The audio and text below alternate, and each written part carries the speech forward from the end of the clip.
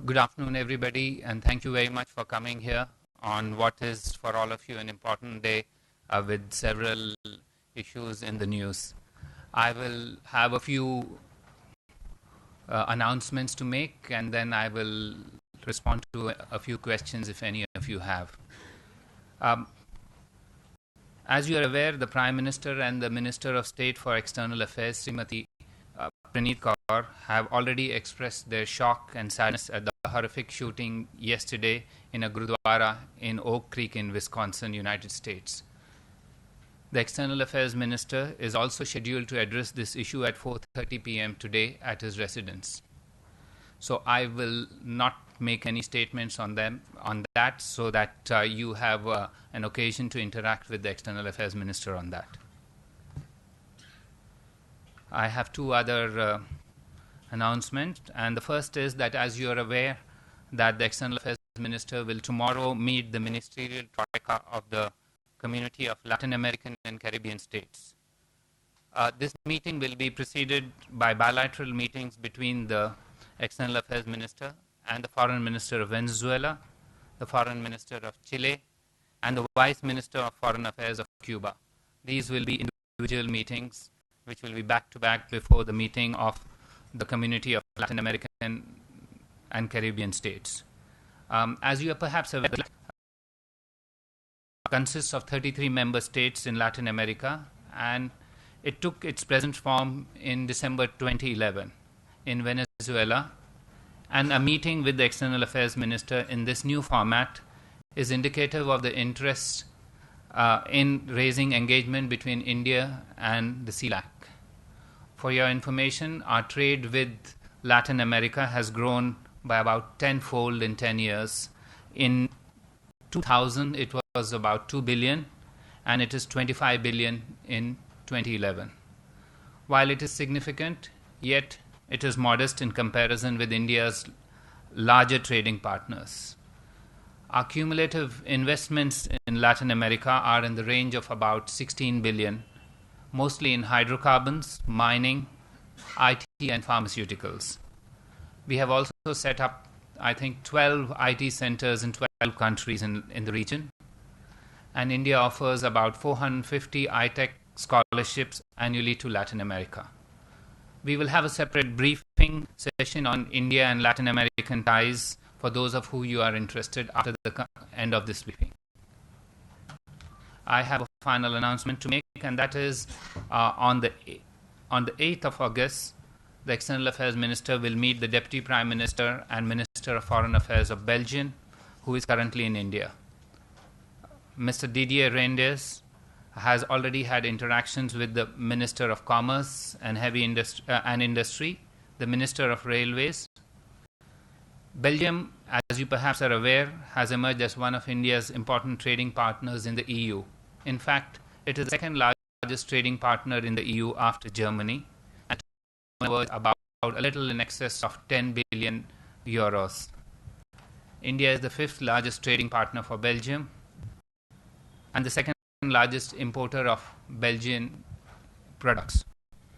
Trading in gems and jewelry constitute about 75% of bilateral trade.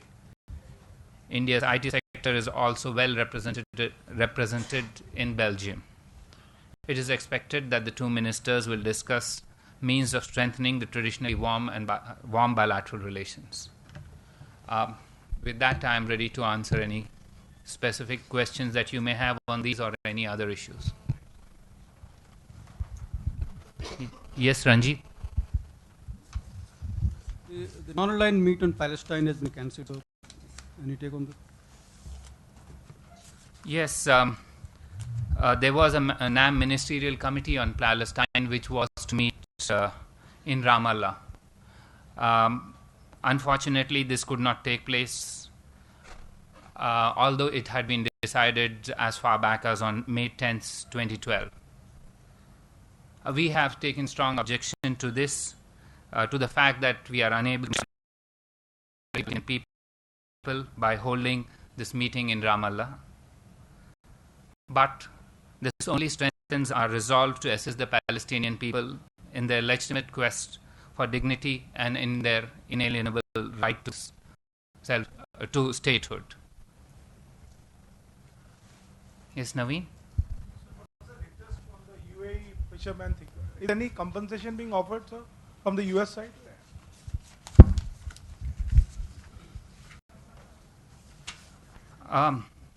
Yes, the US Embassy has kept us informed of their decision to provide what they call the solatium to the next of kin of the Indian fisherman Shekhar Armugam, who was tragically killed in the incident in the Gulf, and also to the families of 3 other Indian nationals who were injured in the incident.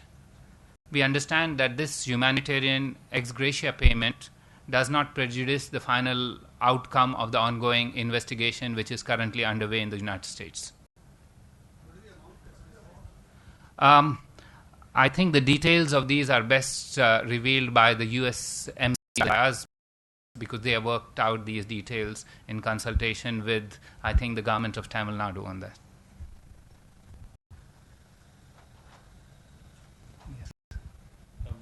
Speaking of Latin America, are you concerned by what seems to be the tendency of some Latin American countries to nationalize foreign investors, especially in the natural resources sector, and is that something that might affect India negatively? As far as India is concerned, I think perhaps there is this issue between Jindal in an Indian investment in the mining sector and Bolivia. These are complex commercial disputes which are underway, and while we have been in touch with the Bolivian government to facilitate Indian investment there, at this stage we do not want to say anything or do anything that will prejudice the outcome of a fairly complex commercial dispute, and we hope that these issues are sorted out commercially between the parties concerned. Sorry, on Venezuela, is there a risk of a non-commercial political dispute arising? I haven't heard of a political dispute with Venezuela, certainly, and the Venezuelan minister is here, and if there are any, we would wish to hear it tomorrow from him.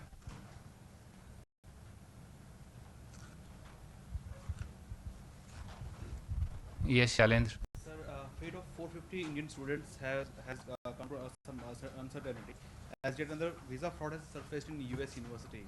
You're aware about that and your reactions? Yes, our embassy in Washington, D.C. has kept us informed that on the 3rd of August, the U.S. Immigration and Customs Enforcement Agency had issued a notice to Herguan University, which is in Sunnyvale, California.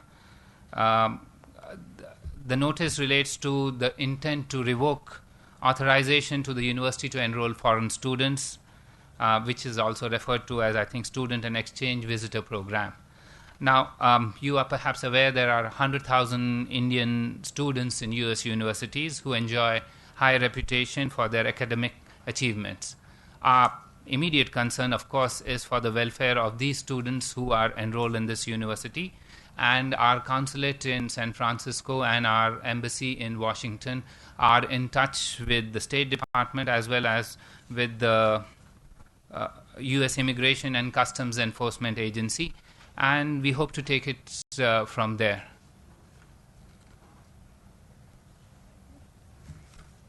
With that, I come to the end of this phase of our interaction. Thank you very much.